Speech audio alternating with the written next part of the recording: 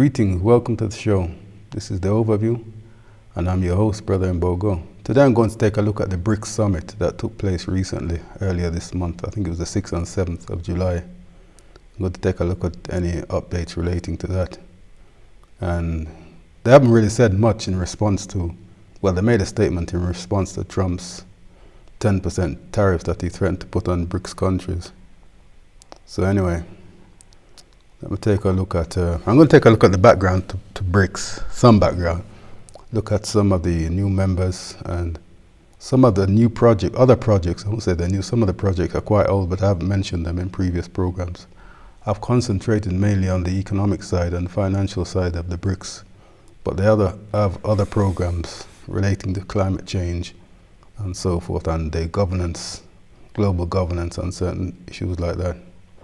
So, in terms of the Brics, some of the information I get from the Brics website, and some from other research websites relating to Brics, and some from government websites like the Brazil website relating to Brics. So the Brics Alliance, I'm going to just look at a basic overview of what the Brics is about. The Brics Alliance originally comprised of just the 5 countries: Brazil, Russia, India, China, and South Africa. I think they formed around 2006, and South Africa joined in 2010. And more recently, some other countries have joined Brics. You have Iran, Egypt, Ethiopia, United Arab Emirates, Indonesia, and Saudi Arabia.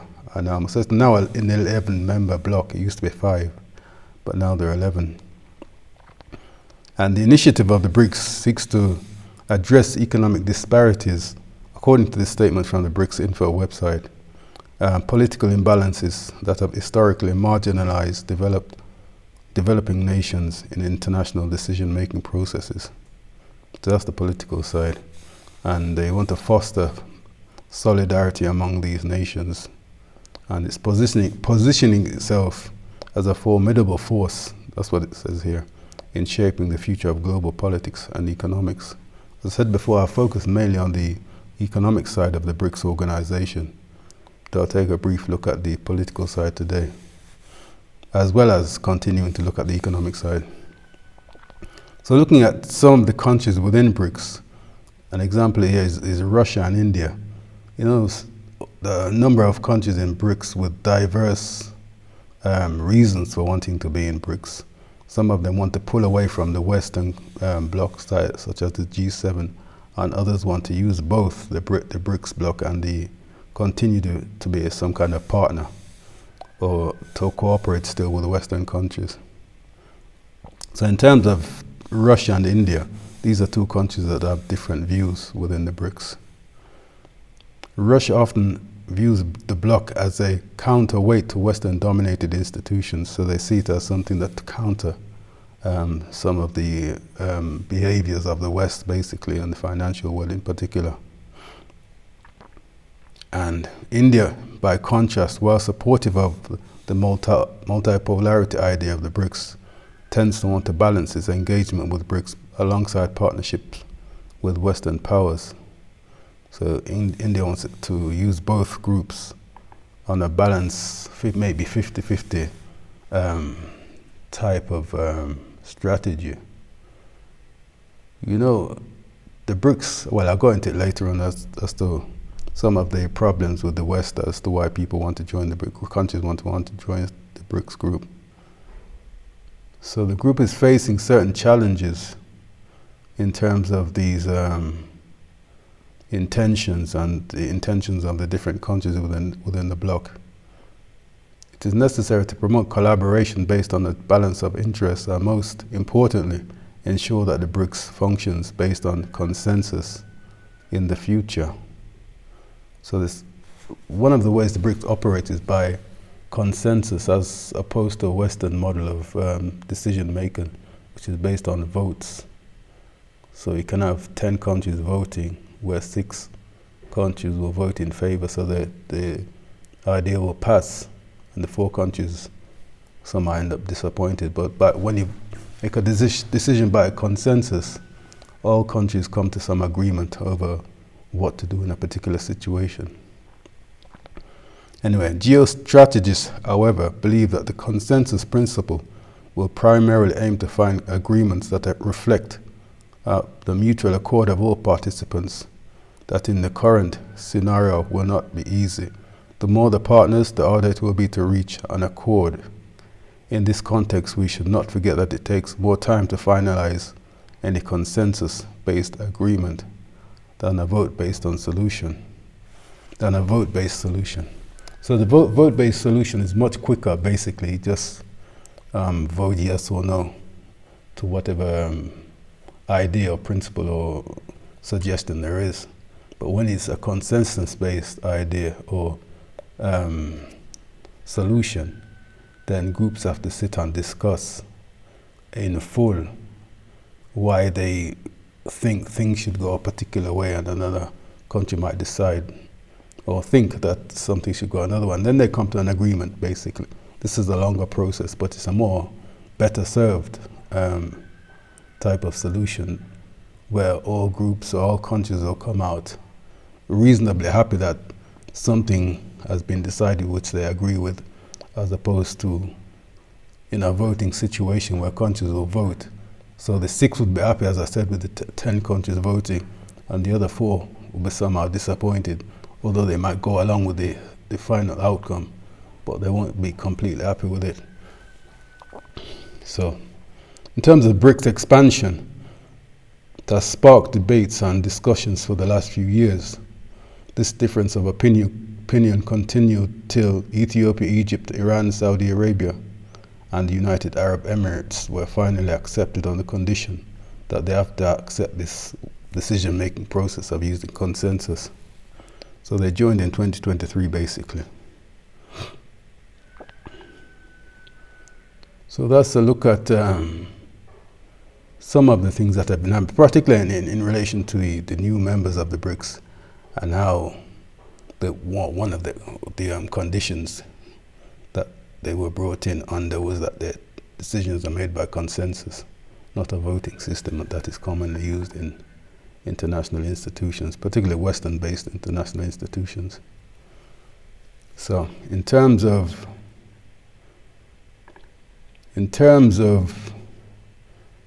financial institutions that are within the BRICS, I think I've mentioned most of these institutions that I'm going to mention. I mentioned before, but this is more or less an update as to what's happening with those institutions. So this is regarding the contingent reserve arrangement, which is the BRICS version of the IMF. The members of the contingent reserve arrangement commend the progress made by the technical team, particularly the consensus reached on the proposal for the revised treaty regulations, which have been submitted to CRA member countries for internal review. And they also underscore the importance of completing the 8th CRA test run along with its final evaluation report.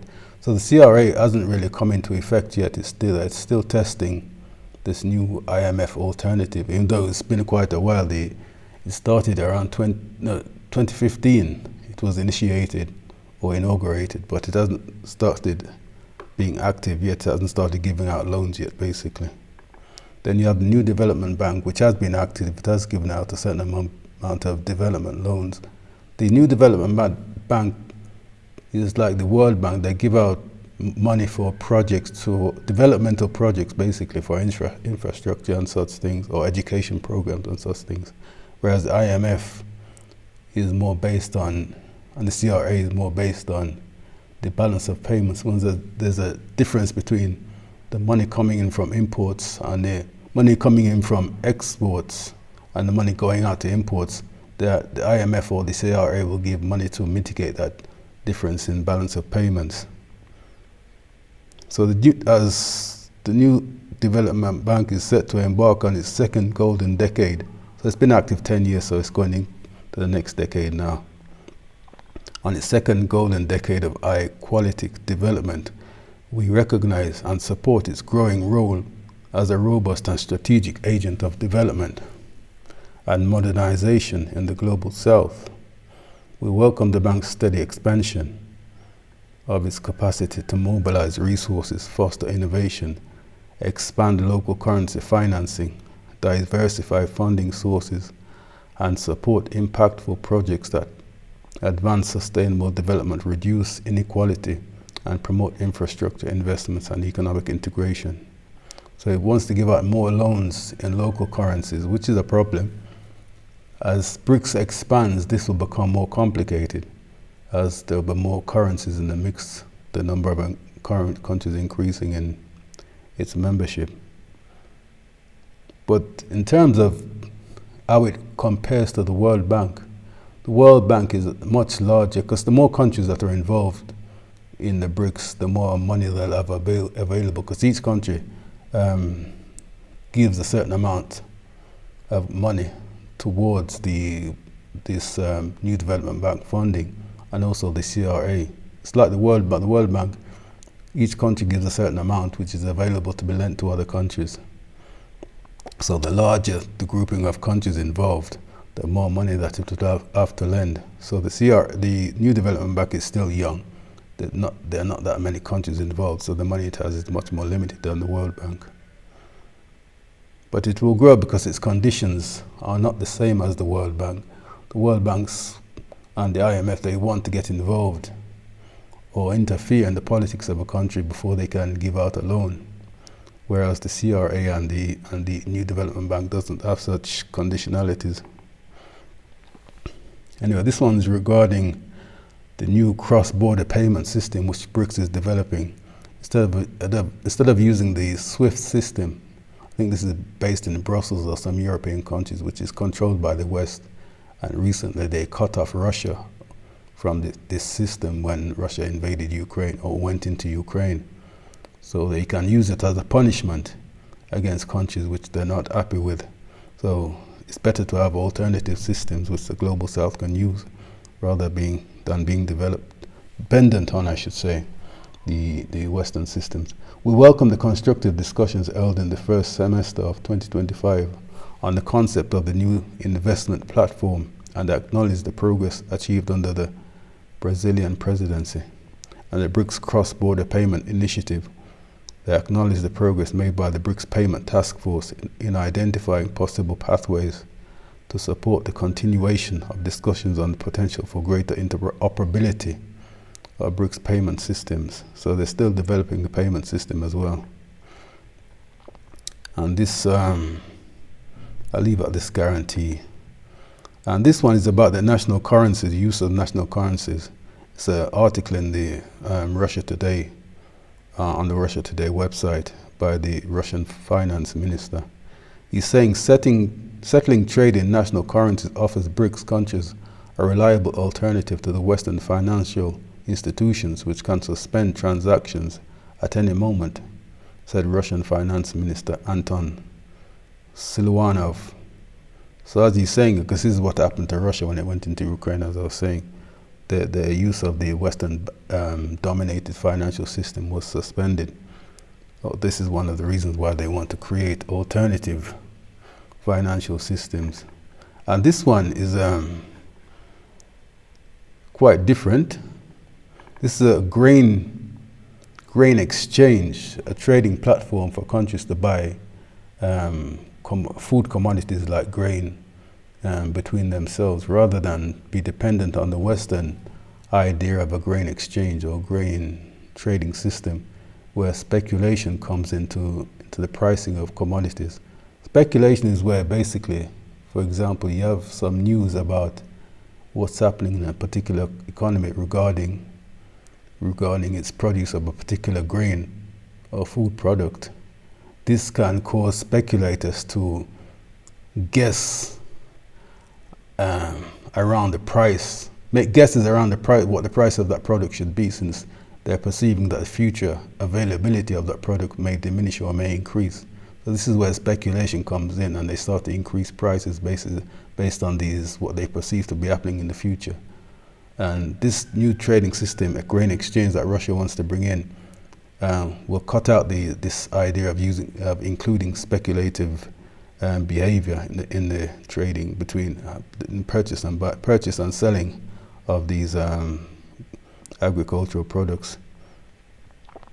I'll start from here. Putin also said that BRICS is advancing plans for a grain exchange a permanent logistics platform, and a climate research center reflecting deeper collaboration within the group. The grain exchange will not operate through intermediaries, but instead declares its needs and addresses the suppliers. This best addresses the state's needs. There are no intermediaries, no speculation. Wheat, corn, and soybeans are not stock market commodities, which is why Brics countries are creating their own stock market that meets the needs of the countries and avoids speculation. This is a good development as it further stabilizes the system. So they're creating an alternative system to the Western system of where you can speculate and estimate and guess the price, the future activity in a particular market, and this will affect the price. Whereas in this system, this Brics system, you just trade based on the product that you have and the price that you want to buy or sell at. At the same time, the grain exchange is actually a trading platform that directly meets the national needs of each member state specifically. Egypt, for example, the Arab country, will no longer have to rely on well-known world grain exchanges where prices fluctuate depending on traders and speculative demands. Instead, it will be sent to a specialized exchange where countries exchange their surpluses of agricultural products such as grain. They negotiate quantities and prices directly. This eliminates speculative elements and excessive market margins, and in fact provides a guaranteed supply at a more favorable price than are typically available on world exchanges. It seems the use of these systems that have speculation involved in their pricing, the prices seems to be a lot higher according to what is being said here. So that's to look at some of the institutions that are within the Brics. And basically it's an update really as to what's happening with these institutions. I haven't given any specific statistics regarding them, but it's just a general overview.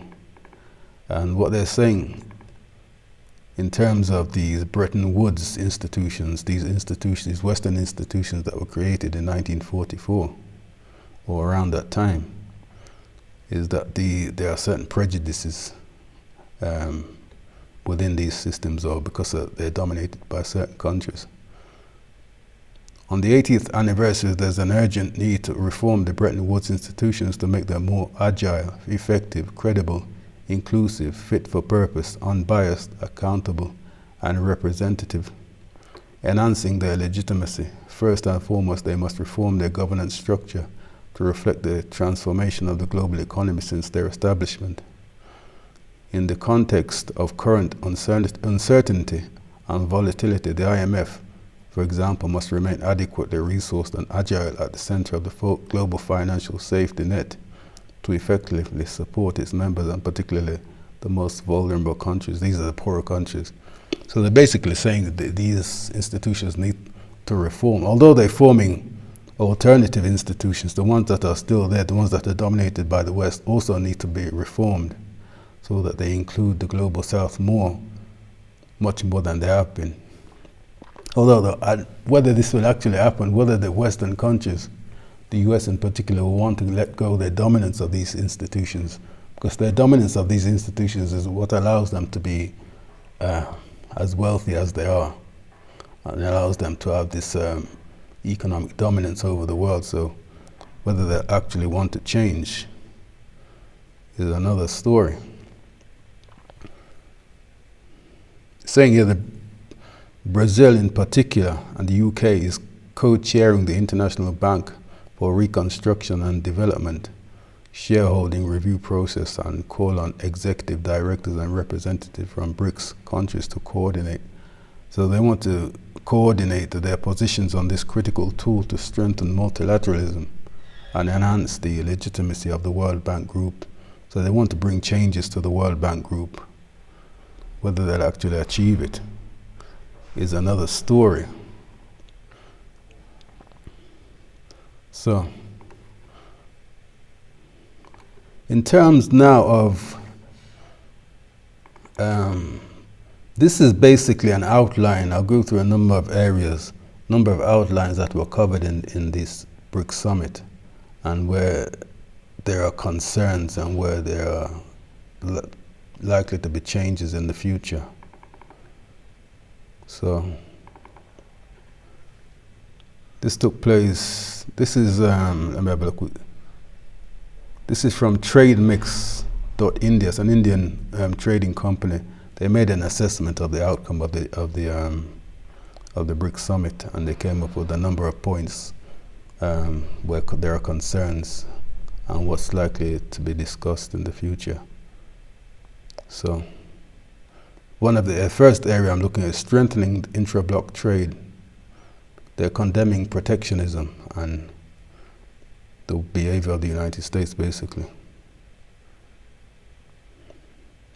Although they didn't mention the US directly in the final communique, they denounced these unilateral tariffs of the US and other non-tariff measures to prevent trade flows. You know, international trade, although they have this thing called free trade, which most countries are involved in now, you also have trade agreements between countries and between regions. Countries also need to protect their indigenous or their local industries. That's where tariffs can come in, especially when a company within a country is new and it's just developing. To safeguard it from imports from other countries, they put a tariff on imports coming from another country on particular products so that the local products can grow in the market, basically. They're not undercut by the cheap imports. That's why tariffs are needed to help protect certain industries in the country. So although this current president of the US you might argue that he has a vague idea of what he's doing, to put tariffs on all countries in the world, specifically on products which are not likely to make in your country, and not likely to be made in your own country, especially cheaper products. It's like you're restricting your own people from the availability of certain products. Certain industries, yes, you can protect by putting tariffs, but putting tariffs just broadly will also damage your own local economy, particularly in products which you're not going to manufacture yourself. So point number 1 under strengthening intra-block trade, well, I've covered that's protectionism. Expansion of economic integration, so the greater use of local currency trade and digital payment platforms that BRICS are developing, such as BRICS Bridge and BRICS Pay. Deepening the economic ties. India and Brazil pledged to triple bilateral trade, for example, between ASEAN and India. ASEAN is some far eastern countries. They have their own bloc, so India wants to trade more with those. And they also have strategic infrastructure agreements between regions and countries as well. Then you have the US tariff threats and what the reaction should be to those. This is scope and reaction. Trump's 10% BRICS tariff. Trump stated that the US would soon impose a 10% tariff on all BRICS imports. So basically it's threatening BRICS countries that if you go ahead and try and reduce your use of the dollar, then they're going to put tariffs. America is going to tariff your country. So it's citing BRICS' alleged role in undermining the US dollar. He warned of escalation, hinting at possible 25 to 40% tariffs if bilateral deals fail. So if the countries don't make bilateral deals with the US, so that they don't stop using the US dollar, then he's threatening to put 25 to 40% tariffs on their products that they're importing, well, exporting to the US. And these, in addition, sector-specific duties, copper 50%, pharmaceuticals threat of 200% duties, semiconductors, critical minerals, and lumber are slated for further investigation and action. These are some of the products that they want to claim that they're going to put tariffs on. Although they may not, Trump tends to make a lot of threats that he's going to put tariffs on certain products, but then he'll change his mind when he realizes the effect that it will have on his country's economy. Then he tends to pull back. BRICS response to these. So the BRICS leaders swiftly reject US unilateralism Brazil's Lula stated the world does not want an emperor, affirming Brics sovereignty. China stressed that bloc is about cooperation and not confrontation. South Africa assured negotiations with the US remain constructive. So the Brics is saying basically they don't want any confrontation with the US. But the fact that they're reducing the dollar, the use of the dollar, or they want to reduce the use of the dollar, it gives the impression to the US that they're seeking some kind of confrontation. Because the West itself, or the US, I won't say the West, depends on other countries using the dollar for the dollar to be as strong as it is in the world and for giving some strength to the US economy. If countries around the world stop using the dollar, the US economy will also suffer the consequences. Brics to Brics intra-bloc trade gains. Facing Western pressure, Brics will likely intensify intra-bloc trade. India, Brazil's trilateral pledge to triple trade in certain areas, and Indonesia's railway, agriculture, and manufacturing ties highlight this momentum. So you can see in certain areas, certain countries want to increase their trade, and this will of course affect the US, although they're not intent. Well, you know, the US, particularly back in 2008, when they had the financial crisis, that's when people witnessed that the US economy is not so strong, and they, within their own economy, that they were doing kinds of financial activities which were not seen as good, you know, gambling with people's mortgage and giving out mortgage loans when it was quite clear that the people couldn't repay those mortgage loans. Gave the impression that it's not good to trust the US, and the way the US dollar was behaving, the US banking system itself was seen as untrustworthy. So countries, particularly Brics, began to look for ways to move away from the use of the dollar. And the fact that countries naturally want to use their own currency in trading with other countries, it gives strength to their currency. It's also easier in some ways to trade.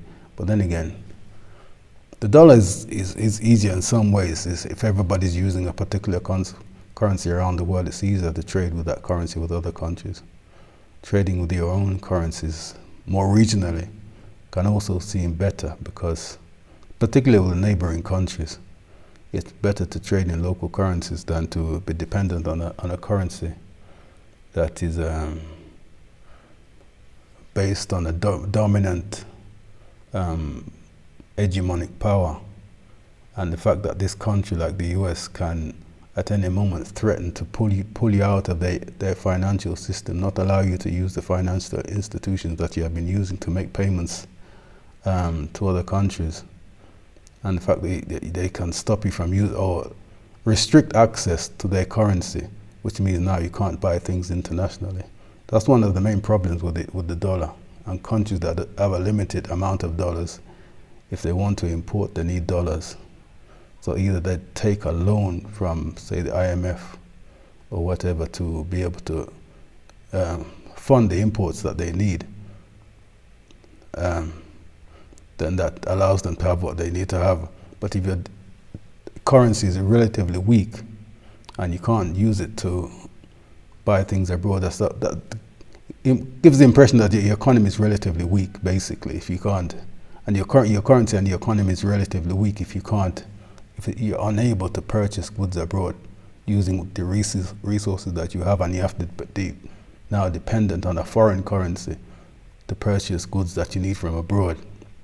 You would rather be able to use your own currency and purchase from wherever in the world than be dependent on a particular country, a country that can use that, the fact that it has that power over you to control how you run your country and put restrictions on what you can, not what you can purchase, put restrictions on what political decisions you can make. If you have certain issues around human rights or the political system that you have in your country, they can use the fact that you need their currency now to coerce you into adopting their political ideologies or adopting their human rights ideologies in order to control how the world perceives itself, or they want to dominate. They want their culture to be dominant, basically, so that you can use the control of financial systems and the currency to impose their culture on other peoples. Dollar de-risking and payment systems. Efforts around the Brics bridge and local currency settlements reduce dollar reliance, creating a regional clearinghouse and bypass routes for Western financial systems. Supply chain diversification. South Asian and Southeastern Asia. Emerging economies may shift supply chains away from the US towards intra-bloc. Well, the US doesn't supply that much. Its manufacturing base is very weak and almost, well, it still exists, but much less than it used to. And being a country with a currency that is, its currency basically is very high compared to these global south countries that's currencies are much lower, and it's easier to purchase from a country whose currency is low because their products will be cheaper than purchasing from the US. Africa and the Middle East, Latin America could impact the Brazil trade data. So all these countries, it's better for them to trade within themselves, or it seems they're looking to trade more within themselves, within their regions, than importing products from the US. And this, well, Trump will accelerate that if he's going to put sanctions. I mean, tariffs on countries importing to the US, they're less likely to export to the US because the people in the US won't buy the products. They'll be more expensive, so they'll be looking to export more regionally. And so trade will take place more outside of the US than with the US itself. These are some of the repercussions of Trump's decision. US bilateral deals damage control. They're asking, India target to double trade by 2030. India may concede on GM products. Why would India want to concede on importing GM products from the US when within their own economy? GM products have already caused some level of damage. Indonesia offering a near zero tariffs on US imports and a 34 billion agricultural purchase as per the data on US imports from Indonesia. So some countries to some extent are succumbing to the threat of tariffs. Thailand aiming to reduce US trade surplus by 70%. Oh yeah, Thailand is seeking to reduce trade with the US.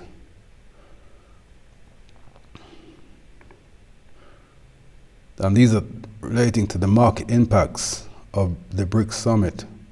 Copper prices surged 13% about supply concerns. Stock markets, equity futures across Asia and Europe slipped on tariff jitters. This is mainly Trump's tariffs.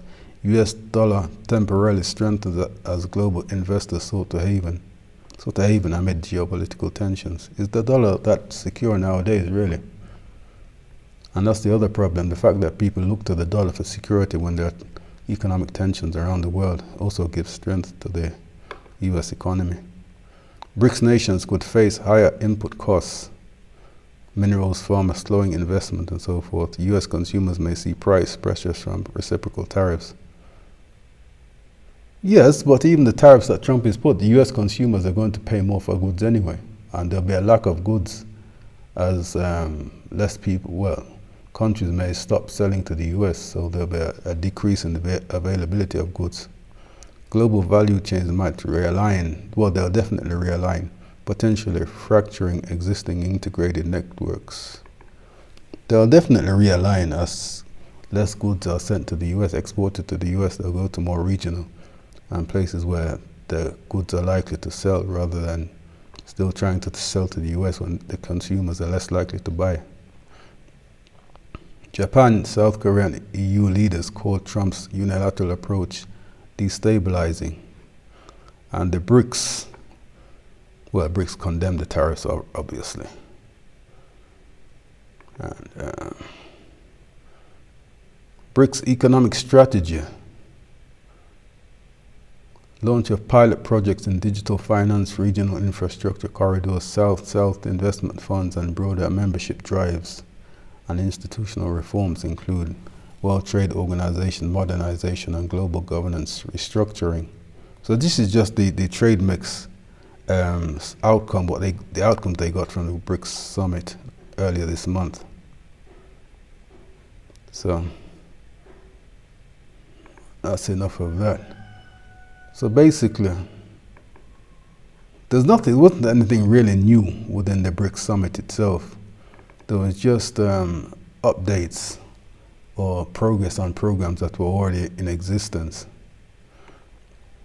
And I'm going to look now at some of the political aspects of the Brics, which I have not covered before. And this is from the final statement of the Brics Deputy Foreign Ministers meeting back in March this year, March 28th. And this is a statement about what's happening in West Asia. They reiterate their serious concern over the continued conflicts in the Middle East and North Africa, especially the Palestine-Israel conflict, which threaten regional stability and have a negative impact on international peace and security. And they reiterate the need to ensure peaceful resolution of disputes, agreed their conflicts should be solved exclusively through peaceful means. Well, all these statements are, they sound good, but in reality, what's happening? It's good to make condemnations and such forth at the United Nations, but in reality, particularly in Palestine, the things are just getting worse. So making statements, political statements, broad political statements, because it doesn't really change the situation when you have a country that has no intention of stopping until it achieves what it wants to achieve. And the only way to really stop it is for something physical to happen on the ground. These are three, back in 2011, 2012, there are certain forums were set up within the Brics, although we don't hear much about them. I'm going to mention three of them here. There's the Brics Academic Forum. Established in 2009, this annual meeting fosters debates among group researchers. Currently, the nomination of participants and organization of the forum are exclusive responsibilities of Brics members, with activities hosted by their chair country. Then there's the Brics Think Tank Council, created in 2013. It is comprised of Brics think tanks, each nominated by their respective national government. It facilitates exchanges among researchers, academia, and other research centers. Its chairship rotates annually, led by the think tank of the country chairing the meeting. Brics Think Tanks Network for Finance. This is established more recently and focuses on sharing experiences and knowledge around public finance, particularly its international components, conducting research on global economic governance reform. So those are three forums. There's the Vaccine Research and Development Center. And since 2018, Brics leaders have committed to enhancing cooperation in vaccine research and development, starting with the endorsement of the establishment of the Brics Vaccine Research and Development Center. This was done during the South African summit. That must have been in 2018. So China hosted an online launch ceremony and workshop on the vaccine cooperation, marking a significant milestone in the center's operationalization. Most recently in 2024, Russia hosted a meeting focusing on the functioning of the Brics Vaccine Center. So they're setting up a vaccine center to look into. But the problem, you might argue with that, is are they going to use the Western method of gene technology, developing vaccines like this mRNA vaccine for COVID, which include a lot of tampering with DNA and so forth. So there's questions. Well, they haven't gone into details about the actual vaccine work itself, but if they're following the method that they have been using in the West, then will they really be any better in terms of the type of vaccines they develop and the type of dangers that come from the vaccines that are developed using these current Western technologies? The center aims to leverage Brics countries' complementary advantages in vaccine research and development, enhance their capacity to prevent and control infectious diseases, and provide timely assistance to other developing countries in need. And I'll leave the last part. Anyway, that's vaccines. Then there's AI and data governance in health systems.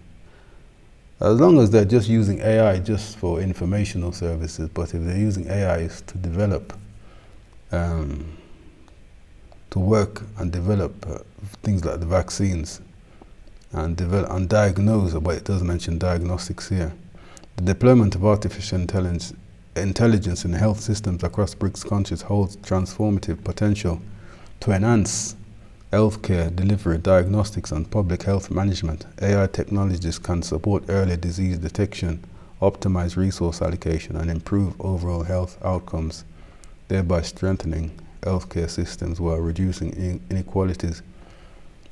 Use of technology in healthcare. You know, there are spiritual methods for ascertaining somebody's health condition, along with understanding it in the context of their spiritual well-being, which these things won't, of course, look at. They'll just look at the physical health according to how Western scientists understand it. But there's always a spiritual aspect to physical health problems, or how these problems have developed, which, although science is supposedly advancing ways in dealing with health problems, there's one aspect that it never touches on, that is the spiritual aspect of the human makeup. So although it's good that Brics is seeking alternative structures to look at people's health, but it still falls within the Western materialistic mindset of how health should be dealt with. There's no mention, from what I've read, of using traditional healers and things like that within Brics. And then Brics Business Council. The Brics Business Council is a platform that connects businesses with Brics governments, promoting and strengthening economic trade and investment ties among the business communities of its members. This council was established in 2013 during the 5th Brics Summit in Durban, South Africa, initially composed of business leaders from Brazil, Russia, India, China, and South Africa.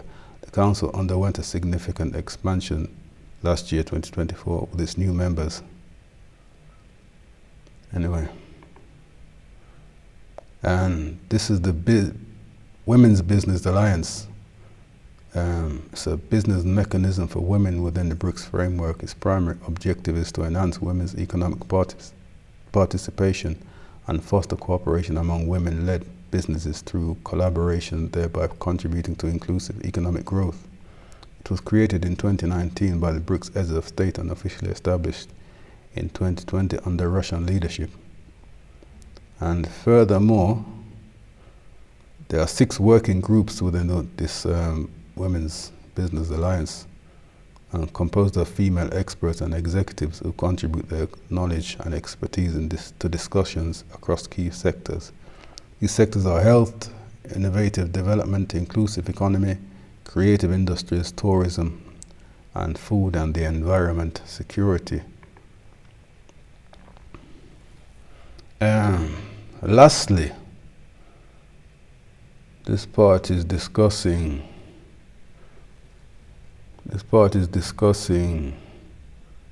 space and peaceful exploration of space.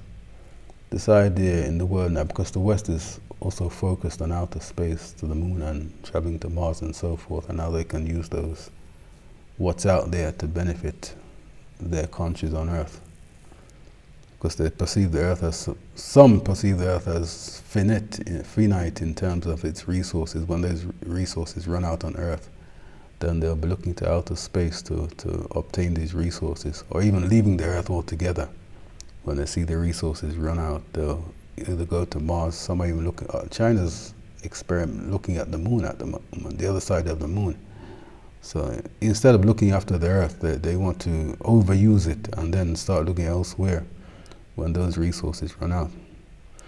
BRICS members have increasingly been recognized as a unique collective in shaping new polycentric model of globalization. In terms of GDP and trade, the group represents an undeniable force on the international stage. However, the group's collective performance in science and technology, particularly in activities related to outer space, reveals notable disparities. Yes, the disparities are there. The less developed countries are not so concerned with going to outer space as those who are more wealthy, like China and Russia. So the less developed or less economically strong are more concentrated on developing the economies that they have at the moment, and not looking to outer space to look for extra resources or just for the sake of exploration, say that you have achieved certain forms of technology and so forth, or adventurism. Among the expanded group, not all countries possess established space agencies, and many rely on international partnerships to access critical space technologies and expertise. In terms of innovation, BRICS members occupy markedly different positions, reflecting diverse capacities in research, technological advancement, and knowledge generation. So it's basically saying it's desirable that BRICS member states adopt cooperative strategies to address these disparities by fostering mutual support and knowledge sharing initiatives. By leveraging each other's scientific and technological potential, intra-group cooperation can be significantly strengthened. So that's basically a look at what took place within this year's BRICS summit, and a brief look at what's happening with the tariffs, these Trump tariffs, and a look at where BRICS as an organization is going in terms of being an alternative to what the Western countries are offering. And in reality, there's not much in terms of a difference. In terms of the grain exchange, you could say that it's a different type of exchange in that there's none of this speculation taking place. But in terms of other areas like the vaccines, we'll have to wait and see, although I doubt there'll be much difference. They'll still use some of these nanotechnologies and so forth, and gene technology to develop vaccines, and the side effects that come from these things, as we've seen with the COVID-19 vaccines, that there are side effects which many Western scientists don't want to acknowledge, and the level of damage from these side effects is greater than they're willing to acknowledge also. So that's a look at the BRICS, an update on the BRICS basically, and what this last summit discussed, some of the maybe new projects which they're discussing. Anyway, that's it for now.